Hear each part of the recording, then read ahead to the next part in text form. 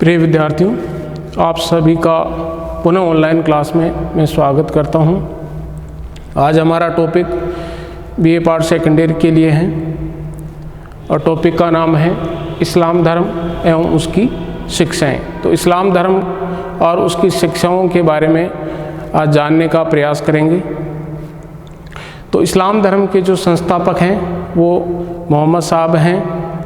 तो सबसे पहले मोहम्मद साहब के बारे में संक्षिप्त परिचय ले लेते हैं। तो मोहम्मद साहब के पिता का नाम अब्दुल्ला था, माता का नाम अमीना था और बाल्यकाल में उनके माता पिता की मृत्यु बहुत ही जल्दी हो गई, इसलिए उनका पालन पोषण उनके चाचा ने किया। उनके चाचा का नाम अबू तालिब था। तो इस प्रकार से मोहम्मद साहब धीरे धीरे बड़े हुए और शुरुआत में भेड़ चराने का काम वो करने लगे और उसके बाद में वो ऊँट का व्यवसाय करने लगे और इसी के दौरान उनकी जो मुलाकात है वो एक विधवा जिसका नाम खदीजा था उनसे हुई। उस समय मोहम्मद साहब की आयु 25 वर्ष की थी और खदीजा की आयु 40 वर्ष के लगभग थी। खदीजा धनवान थी क्योंकि व्यापार से उनके पिताजी ने बहुत अधिक धन कमाया था। तो मोहम्मद साहब के गुणों और आचरणों को देख करके खदीजा बहुत ही प्रभावित हुई और मोहम्मद साहब से विवाह करने का प्रस्ताव रखा। मोहम्मद साहब ने खदीजा के विवाह के प्रस्ताव को स्वीकार कर लिया और दोनों का निकाह हो गया, विवाह हो गया। उसके बाद में भी मोहम्मद साहब का जो मन था वो लगता नहीं था। वो एकांत में बैठ कर के ईश्वर के बारे में सोचते थे और उनको एकांत बहुत ही प्रिय था। इसी को लेकर के एक बार घटना हुई कि उनके पास में एक देवदूत आते हैं। उस देवदूत का नाम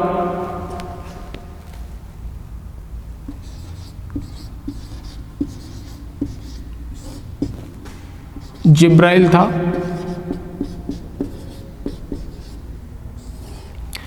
देवदूत आते हैं जिब्राइल और उनको संदेश देते हैं कि आपको इस्लाम धर्म का प्रचार प्रसार करना है, अल्लाह के बारे में लोगों को बताना है और इस्लाम धर्म के जितने आप अनुयायी बना सकते हो उतने आप अनुयायी बनाएंगे। और इस बात से मोहम्मद साहब बहुत ही प्रभावित हुए और प्रचार प्रसार करने में वो लग गए। और मक्का में कहा जाता है कि इनका जन्म हुआ और इस्लाम धर्म का ये प्रचार प्रसार करने लग गए। इनके अनुयायी जो थे वो बन गए। तो ये इनका संक्षिप्त परिचय हमने जाना कि पिता का नाम अब्दुल्ला, माता का नाम अमीना, पत्नी का नाम खदीजा, जिन माता पिता के इनके देहांत का बाद में जो पालन पोषण किया वो चाचा अबू तालिब ने किया। और मोहम्मद साहब के एक पुत्री थी जिनका नाम था फातिमा। उनके कोई लड़का नहीं था और उनके केवल एक पुत्री थी जिसका नाम फातिमा था। और फातिमा का जो विवाह है वो हजरत अली के साथ में हुआ। हजरत अली यानी उनके जो दामाद थे मोहम्मद साहब के वो हजरत अली थे। हजरत अली के 2 संतान हुई। हजरत अली के 2 संतान हुई। एक का नाम हसन, एक का नाम हसन, हज़रत अली के 2 संतान हुई, एक का नाम हसन और दूसरी का हमाम। एक का नाम हसन और दूसरी का नाम हमाम। कहा जाता है कि इन दोनों को मार दिया गया और इनके जो वास्तविक उत्तराधिकारी हैं उनको शिया कहा जाता है। इनके जो वास्तविक उत्तराधिकारी हैं उनको शिया कहा जाता है और दूसरे जो वास्तविक नहीं हैं वो सुन्नी कहलाते हैं। तो शिया और सुन्नी 2 समुदाय हैं। तो इस प्रकार से मोहम्मद साहब के कोई पुत्र नहीं था। उनकी एक पुत्री थी फातिमा, जिनका विवाह हज़रत अली के साथ में हुआ। उनके 2 पुत्र हुए, एक का नाम हसन था, दूसरे का नाम हमाम था। तो जो उनके वास्तविक उत्तराधिकारी हुए वो शिया कहलाए और जो वास्तविक उत्तराधिकारी नहीं थे वो सुन्नी कहलाए। अब इन्होंने इस्लाम धर्म के कौन कौन से सिद्धांत दिए और क्या शिक्षाएं दी, उनके बारे में भी हम जानते हैं। तो इस्लाम धर्म के जो सिद्धांत हैं उनके हम पहले बात करें और इससे पूर्व हम बात करें कि इनका जो ईश्वर है वो अल्लाह कहलाता है, अल्लाह है।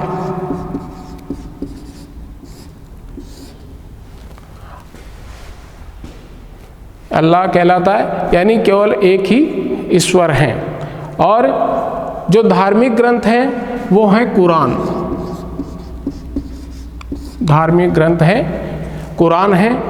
तो अल्लाह किस प्रकार का है, कैसा है, इसका दर्शन भी हम जान लेते हैं। तो इसमें ये कहा गया है कुरान में कि अल्लाह सुन सकता है, देख सकता है, अनुभव कर सकता है, वह सर्वशक्तिमान है, लेकिन उसे कोई देख नहीं सकता। उसमें असीम जो है ताकत है, वह नाराज़ भी होता है, वह खुश भी होता है। तो इस प्रकार का जो है अल्लाह वो माना गया है। ऐसा इस्लाम धर्म का दर्शन है जो कुरान में कहा गया है। तो अल्लाह यानी केवल एक ईश्वर, और इनका धार्मिक ग्रंथ है कुरान। अब इनके जो सिद्धांत हैं वो देख लेते हैं। इस्लाम धर्म के क्या क्या सिद्धांत हैं, इनमें शिक्षाएं भी शामिल होंगी। तो सिद्धांत में प्रत्येक मुसलमान के लिए कुछ कर्तव्य निश्चित किए गए हैं। ये 5 कर्तव्य जो हैं वो निश्चित किए गए हैं।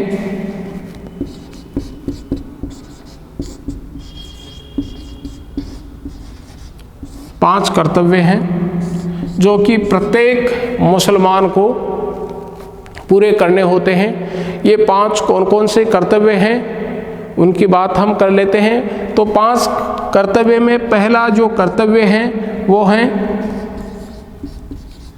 कलमा पढ़ना। पहला जो है कलमा पढ़ना। ये कलमा पढ़ना क्या होता है? कलमा पढ़ना एक ही जो है शब्द बोला जाता है इस्लाम धर्म में, ला इल्लाह है। इस प्रकार का जो है वो मंत्र बोला जाता है जिसका अर्थ होता है ईश्वर एक है और मोहम्मद साहब उसके रसूल हैं। ये इस प्रकार का जो है जो शब्द बोला जाता है, जो मंत्र बोला जाता है, वो कलमा पढ़ना कहलाता है। और तो पहला कर्तव्य ये मुसलमान के लिए बताया गया है कि उसे रोज़ जो है कलमा पढ़ना चाहिए। दूसरा, कलमा पढ़ने के बाद में दूसरा जो कर्तव्य है वो है नमाज पढ़ना। दूसरा जो है नमाज पढ़ना। तो नमाज मुसलमान को कितनी बार पढ़नी चाहिए? 5 बार। दिन में 5 बार प्रत्येक मुसलमान को नमाज पढ़नी चाहिए अनिवार्य रूप से। और ये नमाज जो है शुद्ध हो करके, शरीर को शुद्ध करके और उसके बाद में पढ़नी चाहिए। ये प्रत्येक मुसलमान का कर्तव्य माना गया है। तो पहला कलमा पढ़ना, दूसरा नमाज पढ़ना और तीसरा जो है पहला कलमा पढ़ना, दूसरा नमाज पढ़ना और तीसरा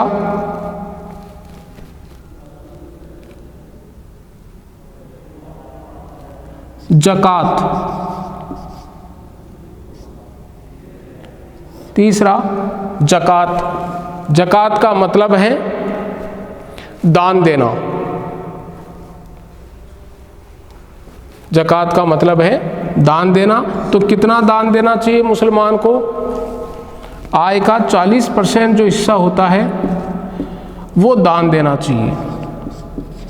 आमदनी का 40% जो भाग है वो दान में देना चाहिए। तो इस दान को कहते हैं ज़कात, जो कि प्रत्येक मुसलमान का कर्तव्य है। और चौथा रोज़ा रखना।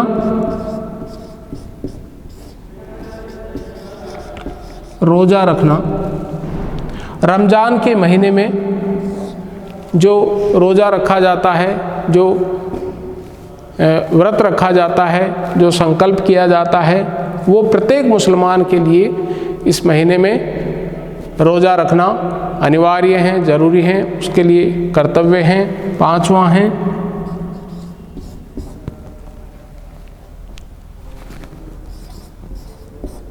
हज की यात्रा। हज की यात्रा प्रत्येक मुसलमान के लिए मक्का और मदीना की जीवन काल में यात्रा अवश्य ही करनी चाहिए। तो ये 5 कर्तव्य बताए गए हैं इस्लाम धर्म में: कलमा पढ़ना, नमाज पढ़ना, ज़कात, रोज़ा रखना और हज की यात्रा। तो इस प्रकार के सिद्धांतों को हमने देखा। अब इसमें ये माना गया है कि जब व्यक्ति की मृत्यु हो जाती है तो मुसलमान जो लोग होते हैं वो उस मृत शरीर को दफनाते हैं। तो मृत शरीर को जैसे यहाँ पे दफना दिया, तो यहाँ पर ये माना जाता है कि जो भी मृत शरीर हैं जिनको दफनाया जाता है उनके लिए एक दिन कयामत का दिन होता है, उसको बोलते हैं कयामत का दिन। कयामत का दिन होता है। तो इस कयामत के दिन सारी जो आत्माएं हैं जो मृत शरीर के साथ में रहती हैं, वो सारी आत्माएं हैं कयामत के दिन वहाँ से निकल करके और अल्लाह के पास उपस्थित होती हैं। अल्लाह, या जिसे हम खुदा कहते हैं, खुदा के पास में उपस्थित होते हैं। और खुदा के पास में ही जो देवदूत हैं वो रहते हैं जिब्रील, देवदूत जिब्रील।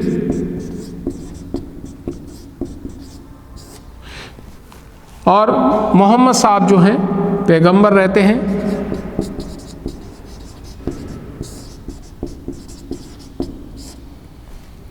तो जिब्रील और मोहम्मद साहब खुदा के सामने जो है उन आत्माओं का लेखा जोखा किया जाता है और उनके कर्म के आधार पर उनको स्वर्ग और नरक दिया जाता है।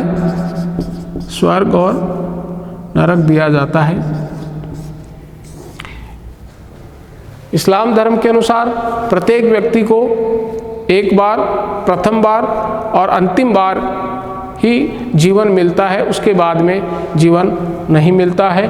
तो इन तीनों के जो हैं उपस्थिति में जो कयामत के दिन जो आत्माएं हैं जो इकट्ठी हुई हैं, उनके पाप और पुण्य का लेखा जोखा किया जाता है और उसी के आधार पर जो है इनको स्वर्ग और नरक दिया जाता है।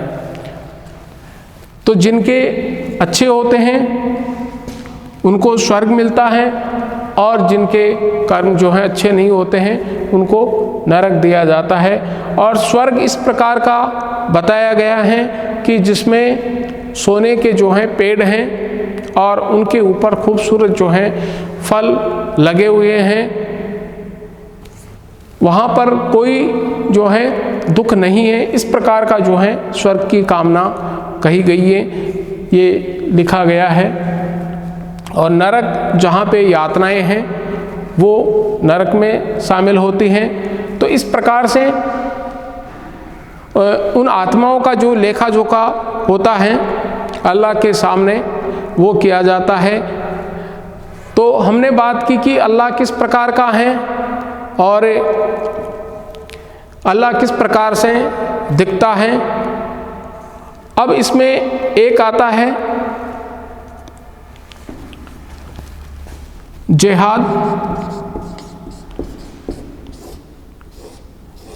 जिहाद के बारे में हम बात करें तो जिहाद में ये माना गया है, इसको पवित्र युद्ध भी कहते हैं, पवित्र युद्ध।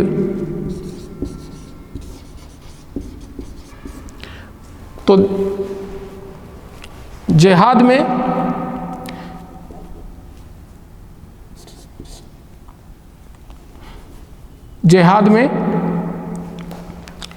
ये माना गया है कि वर्ष में 12 माह होते हैं जिनमें 8 माह हैं जो इस्लाम धर्म को नहीं मानते हैं या जो इसके विरोध करते हैं उनको जो है मारना चाहिए। और जो 4 माह बचते हैं उनमें वो कोई भी अपना जीविकोपार्जन के लिए कार्य कर सकता है। तो इस पर भी जो है मतभेद हैं। जो 8 माह वाले की जो हमने बात की कि कई लोग ये कहते हैं कि जो इसमें कहा गया है कि बहुदेववादियों का जो है उसमें उनको मारना चाहिए। तो इसमें ये कह रहे हैं कि जो कहने का तात्पर्य ये है कि जो बुराई है उसको समाप्त किया जाना चाहिए, इसकी तरफ जो है ये इशारा करते हैं। तो इस बात का मतभेद है। लेकिन ये कहा गया है कि 8 माह जो हैं उनको ये धर्म से जुड़ा हुआ कार्य करना चाहिए और 4 माह जो हैं वो अपना जीविकोपार्जन के लिए कार्य करना चाहिए। तो इस प्रकार का जो होता है वो जिहाद कहलाता है। और जब भी जो है इसकी बात आती है तो सारे जो मुसलमान हैं वो एक जगह इकट्ठे होते हैं, एक जगह जाकर के इकट्ठा हो जाते हैं। तो इस प्रकार से वो पवित्र युद्ध माना गया है। तो इसको जो है जिहाद कहा जाता है। तो इस शब्द के बारे में भी हमने बातचीत की। इस्लाम धर्म की जो शिक्षाएं हैं वो हमने बताई हैं। 5 कर्तव्य, कलमा पढ़ना, नमाज पढ़ना, ज़कात यानी अपनी आय का 40% दान देना, रोज़ा रखना और हज की यात्रा करना। हज की यात्रा करना एक पुण्य का कार्य माना गया है। तो क़यामत और स्वर्ग और नरक की हमने बात की कि किस प्रकार से ये मानते हैं। कर्म के बारे में अगर बात करें तो इस्लाम धर्म कर्मवादी हैं और ये मानता है कि जिस प्रकार से व्यक्ति अपना कर्म करता है वैसा ही उसे फल भी मिलता है। तो इस प्रकार से हमने आज इस्लाम धर्म की जो है संस्थापक उनकी जो है शिक्षाएं और उनके जो सिद्धांत हैं उनके बारे में हमने बात की। आज इस टॉपिक को यहीं पर समाप्त करते हैं। धन्यवाद।